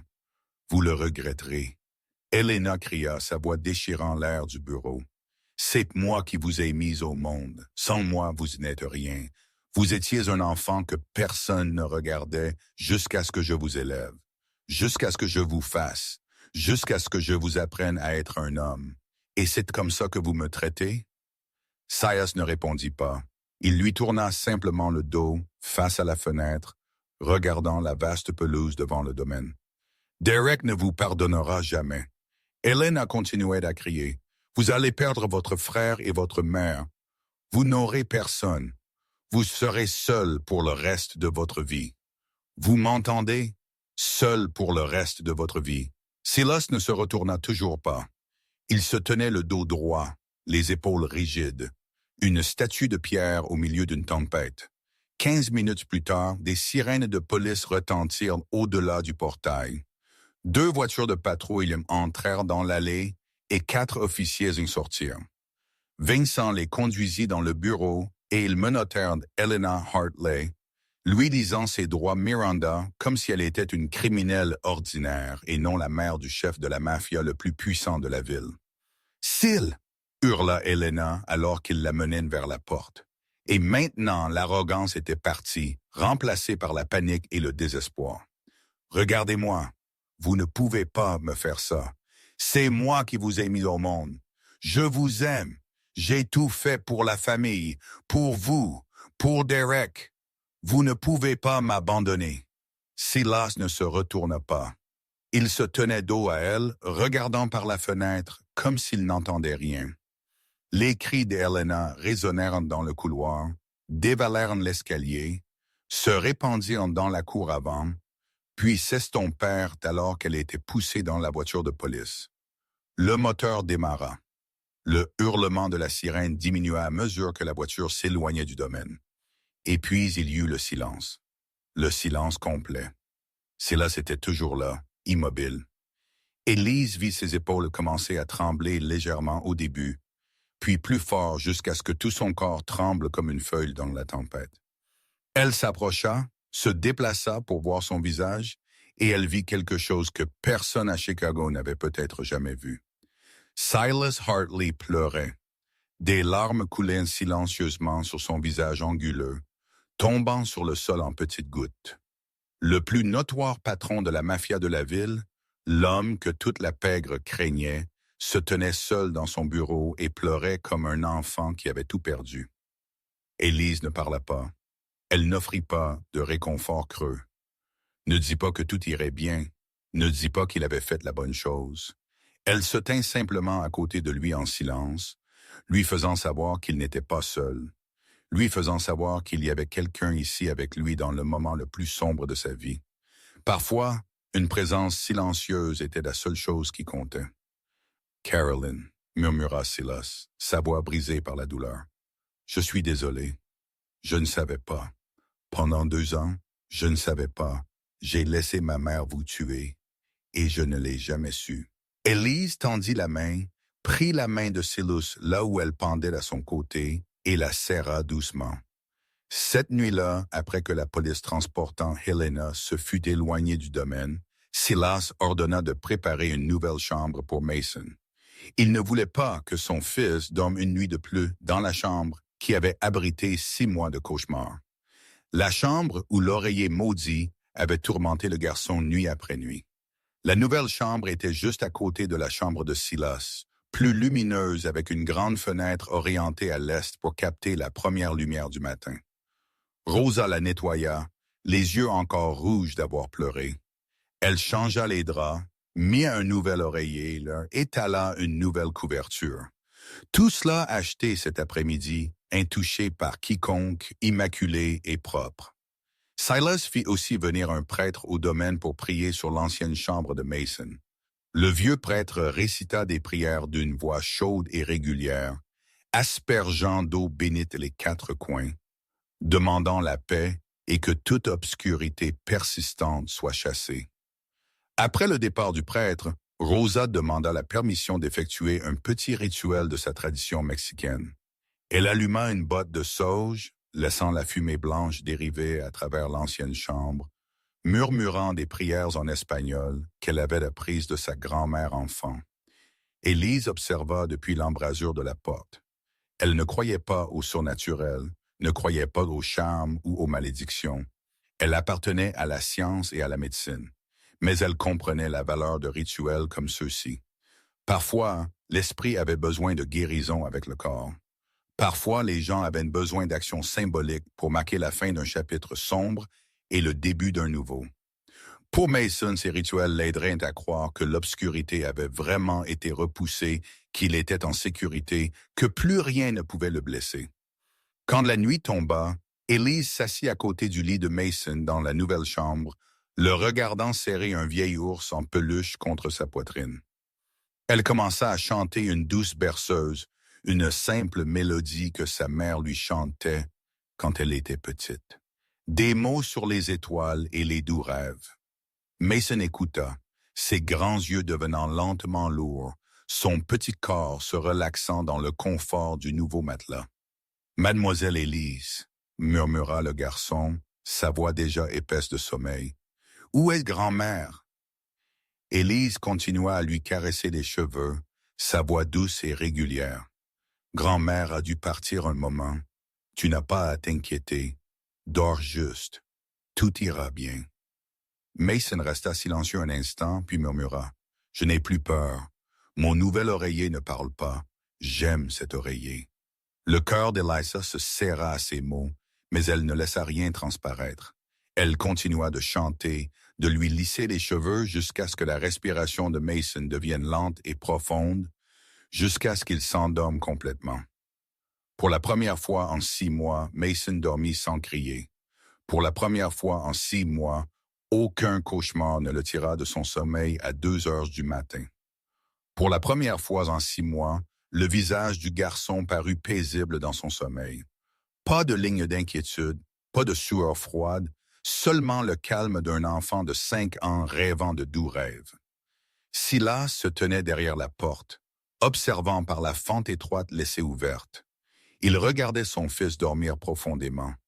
Il regardait Élise toujours assise près du lit, veillant, et les larmes coulèrent de nouveau sur ses joues.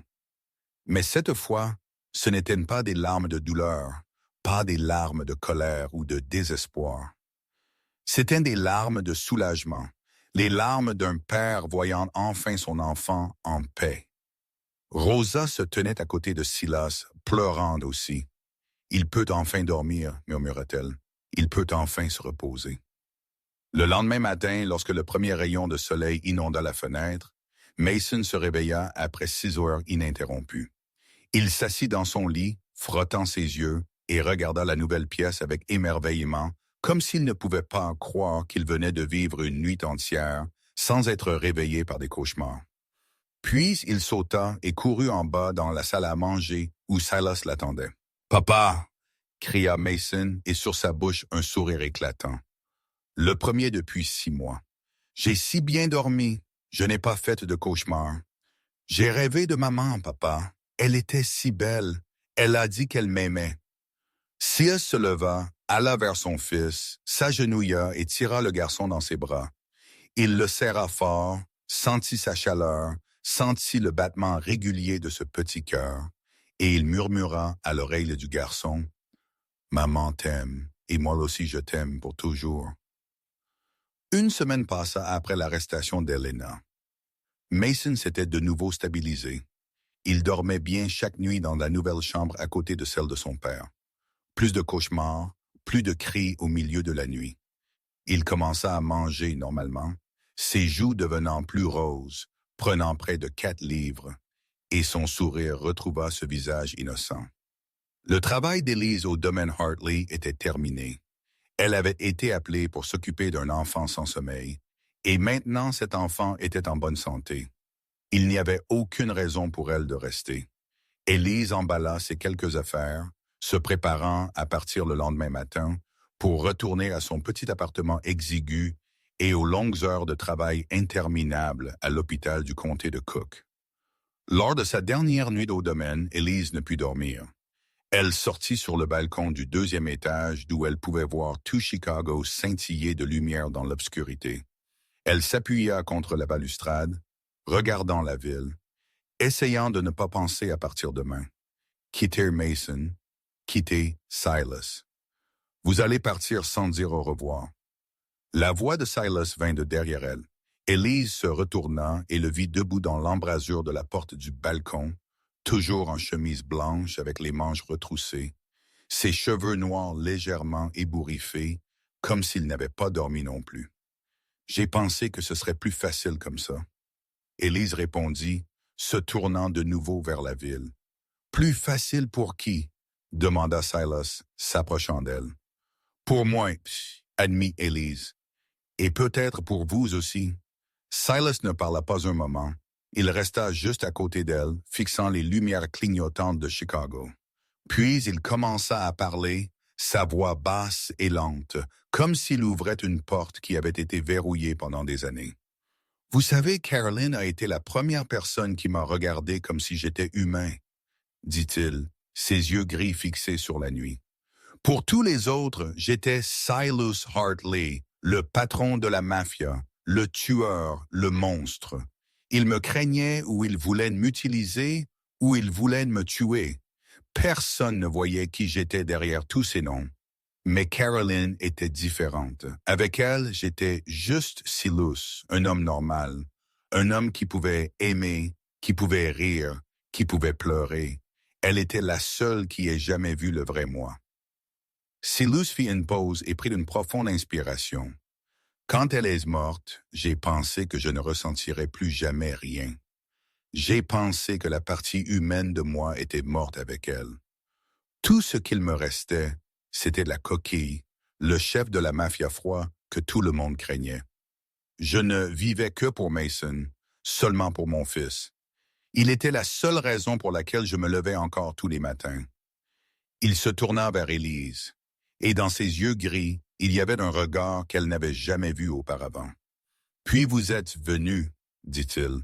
Vous êtes entré dans cette maison comme si vous ne saviez même pas qui j'étais, comme si j'étais juste un père normal s'inquiétant pour son enfant. Vous n'aviez pas peur de moi. Vous ne vouliez pas mon argent. Vous n'aviez besoin de rien de moi.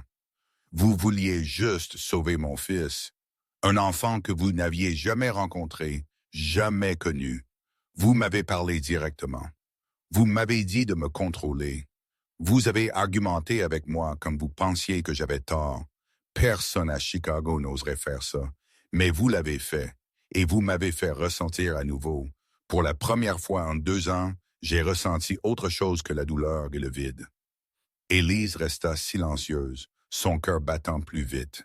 Elle voulait dire quelque chose, mais sa gorge était serrée. Puis elle commença à parler, sa voix petite et tremblante, comme si elle rouvrait une blessure qu'elle avait essayé de garder couverte pendant longtemps. « J'avais un petit frère, dit-elle. Tommy, il avait 5 ans de moins que moi. » Silas se tourna vers elle, écoutant. « Il y a 2 ans, Tommy avait une maladie cardiaque. » Élise continua, sa voix tremblant plus fort. « Il avait besoin d'une opération d'urgence. Le médecin a dit que s'il ne l'avait pas dans les 3 mois, il mourrait. Je suis infirmière. Je travaille à l'hôpital. J'ai compris ce qui lui arrivait, mais je n'avais pas assez d'argent pour le sauver. 180 000 $. Je ne les avais pas.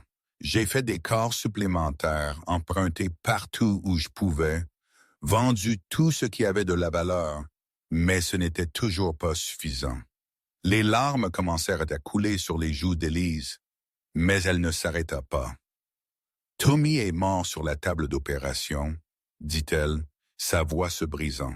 « Nous avons attendu trop longtemps pour réunir l'argent, et quand nous l'avons finalement eu, il était trop tard. Son cœur était trop faible pour survivre à l'opération. Il est mort à 22 ans, toute sa vie devant lui, et je n'ai rien pu faire pour le sauver. » Élise se tourna vers Silas, ses yeux noisettes noyés de larmes. « Tous les jours je vais travailler. Je vois des enfants malades, des familles désespérées, des gens qui ne peuvent pas se payer de traitement. Et je me souviens de Tommy. Je n'ai pas sauvé Mason pour vous, Monsieur Hartley. Je l'ai sauvé parce que je ne veux pas que quelqu'un d'autre perde la personne qu'il aime. Je ne veux pas qu'un autre père enterre son enfant. Je ne veux pas que quelqu'un d'autre vive avec la douleur que je porte. » Ils se tenaient en silence côte à côte sur le balcon, regardant la ville nocturne. Tous deux avaient perdu la personne qui comptait le plus. Tous deux portaient des blessures qui ne guériraient jamais complètement. Mais en se tenant là ensemble, ces blessures semblaient me faire un peu moins de mal. La solitude semblait plus légère, et l'obscurité ne semblait pas aussi effrayante. Silas tendit la main et prit la main d'Alyssa là où elle reposait sur la balustrade. « Ne partez pas, » dit-il, sa voix rauque et pleine d'émotion. « Je n'appartiens pas à ce monde, Silas, » répondit Élise, utilisant son nom pour la première fois au lieu de l'appeler Monsieur Hartley. « Je ne suis qu'une infirmière. Vous appartenez où vous voulez, » dit Silas, resserrant sa prise sur sa main. « Et je vous veux ici avec moi, avec Mason. » Il se pencha et pressa un doux baiser sur la bouche d'Alyssa. Ce n'était pas un baiser ardent et désespéré. Ce n'était pas une faim féroce. C'était doux et plein d'émotion.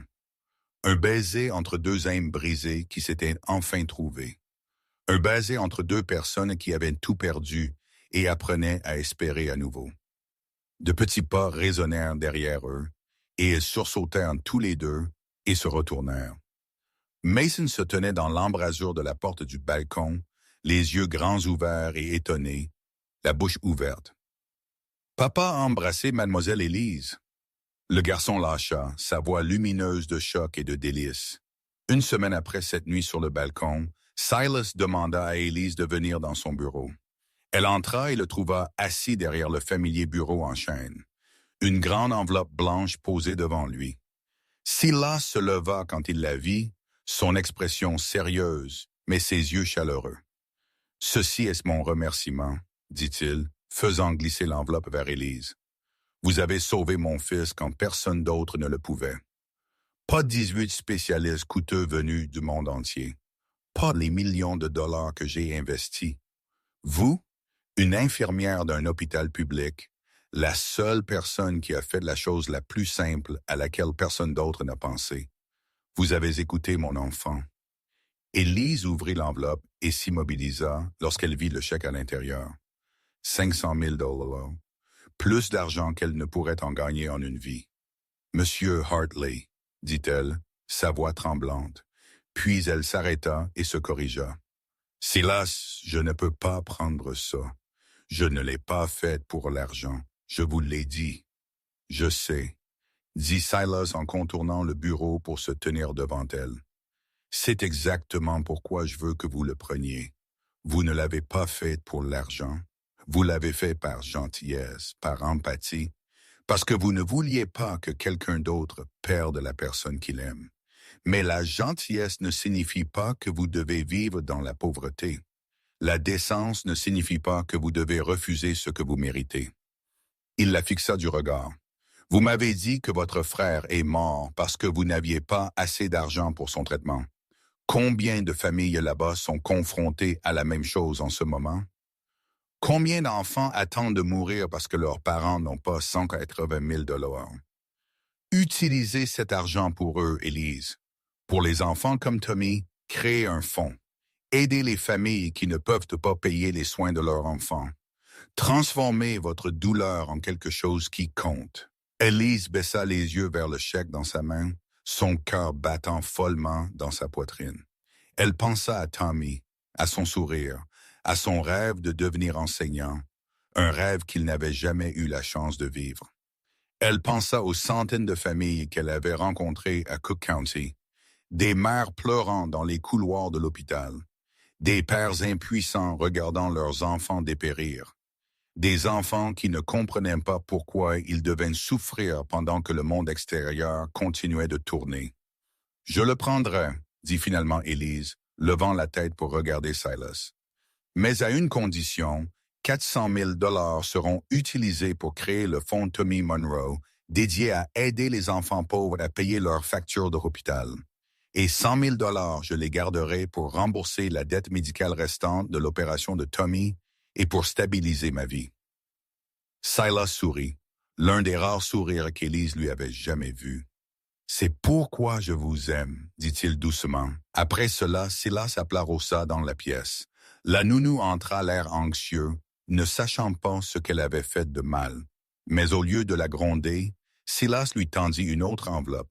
Rosa l'ouvrit et faillit s'effondrer en voyant le chèque de 100 000 $ à l'intérieur.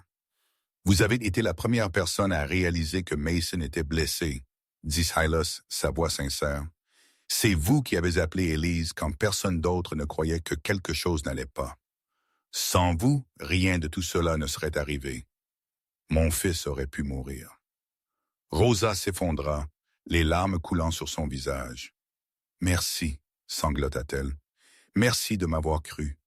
Quand j'étais soupçonné, quand toutes les preuves pointaient vers moi, l'infirmière Élise a été la seule à me donner une chance de m'expliquer. » Silas posa une main sur l'épaule de Rosa. « Votre instinct a sauvé mon fils. Ne laissez jamais personne vous dire que votre foi n'a pas de valeur.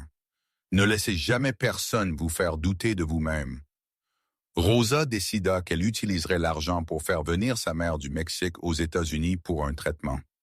Sa mère serait soignée dans les meilleurs hôpitaux, aurait le droit de passer ses derniers jours avec dignité et gentillesse, et Rosa continuerait comme nounou de Mason, le garçon qu'elle aimait comme son propre enfant, le garçon qui lui avait donné une raison de continuer à vivre après la mort de Miguel.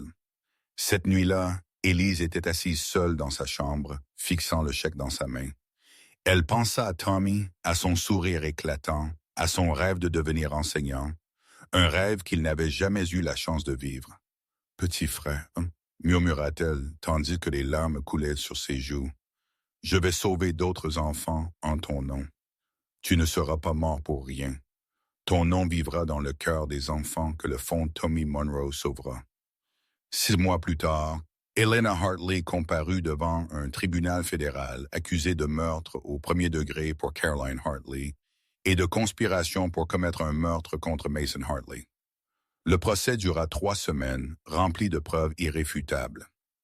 Du témoignage de Mme Céleste au registre d'entretien du véhicule, des messages téléphoniques à la confession que Vincent avait enregistrée le jour de la confrontation, le jury n'eut besoin que de 4 heures pour rendre un verdict. Coupable de tous les chefs d'accusation. Elena Hartley fut condamnée à 25 ans de prison sans libération conditionnelle. Tout au long du procès, et même lorsque la sentence fut lue, elle ne montra aucun remords. Elle se tint le menton levé, insistant qu'elle avait eu raison, insistant que tout ce qu'elle avait fait était pour la famille, pour Derek, pour l'avenir de la lignée Hartley. Silas n'assista pas au procès.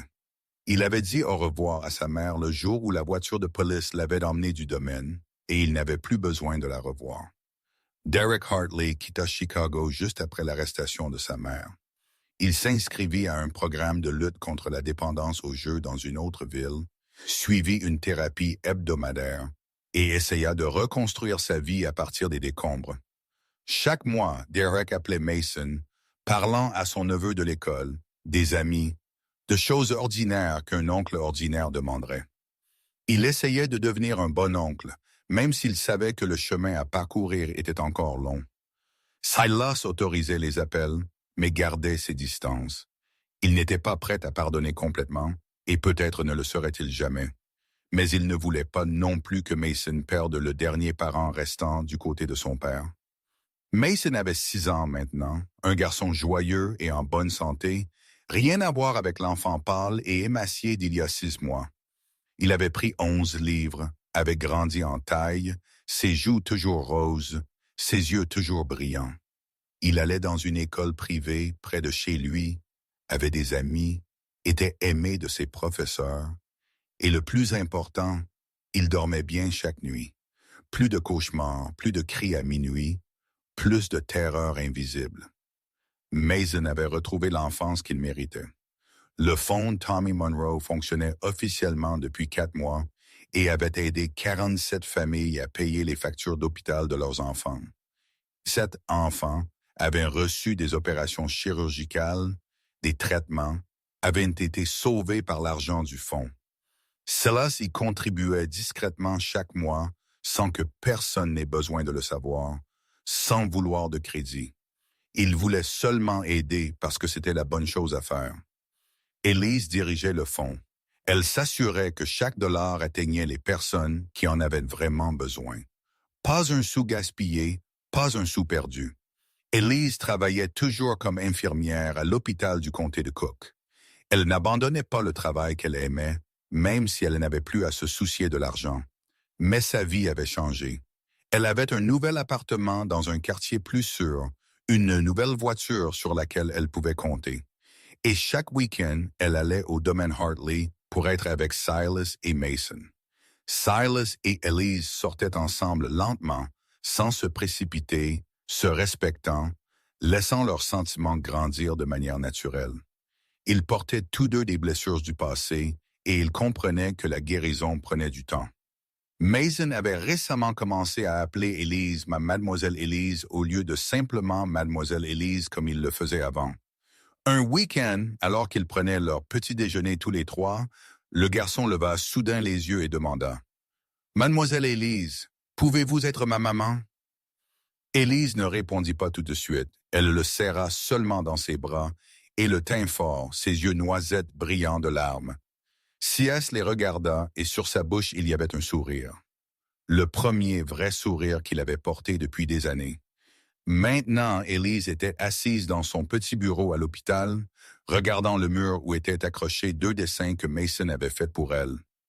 Le premier était une photo de famille avec le grand-papa Silas, le petit Mason et Mademoiselle Elise à leur côté, avec des cheveux bruns et un grand sourire.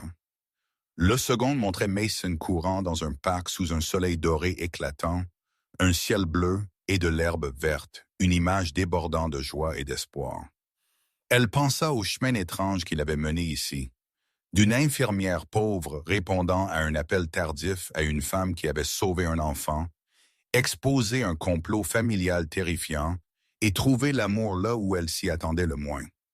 Elle avait appris que parfois les miracles venaient des actions les plus simples, qu'écouter, surtout écouter les enfants, pouvait sauver une vie, et qu'il n'était pas nécessaire d'être riche pour être un héros. Il suffisait d'être assez courageux pour écouter et assez gentil pour agir. Cette histoire nous donne une profonde leçon sur la valeur de l'écoute et de la gentillesse. Dans la vie trépidante, nous négligeons souvent les petites voix, les supplications silencieuses des gens autour de nous, surtout des enfants. Mais parfois, ces petites voix portent les vérités les plus importantes. Rappelez-vous, l'argent et le statut ne résolvent pas toujours le problème. L'amour véritable et la sollicitude sincère sont les clés qui peuvent ouvrir toutes les portes. Comment cette histoire vous a-t-elle fait sentir? A-t-elle touché votre cœur dans la vraie vie? Avez-vous déjà été dans une situation où l'écoute a fait une différence? Nous serions vraiment ravis de savoir ce que vous ressentez au fond de votre cœur. Alors, s'il vous plaît, partagez vos réflexions dans les commentaires ci-dessous.